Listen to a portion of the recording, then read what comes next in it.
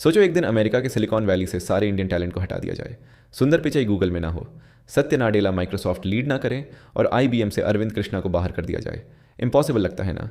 लेकिन Trump administration का नया नैरेटिव इसी तरफ इशारा कर रहा है। ट्रंप खुद टेक फॉर्म्स को ओपनली वार्निंग दे रहे हैं, no more outsourcing to India, no more H1B dependency.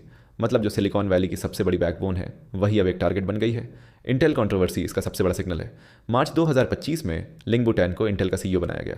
बस कुछ ही दिनों बाद ट्रंप ने उसका रेजिग्नेशन डिमांड कर दिया। क्यों?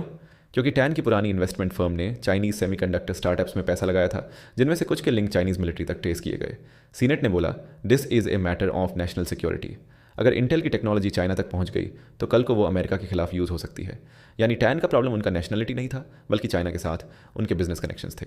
अब सवाल यह है, जो नैरेटिव पहले चाइनीज़ प्रोफेशनल्स के अगेंस्ट बनाया गया था, क्या अब इंडियंस उसके नेक्स्ट टारगेट बनेंगे? H1B रिफॉर्म्स ऑलरेडी शुरू हो चुके हैं। वेज थ्रेशोल्ड इंक्रीज कर दिए गए और क्लियर मैसेज दिया गया कि सिर्फ टॉप रिसर्चर्स और क्रीम टैलेंट ही अमेरिका आ पाएंगे, बाकी large scale Indian hiring cut down होगी।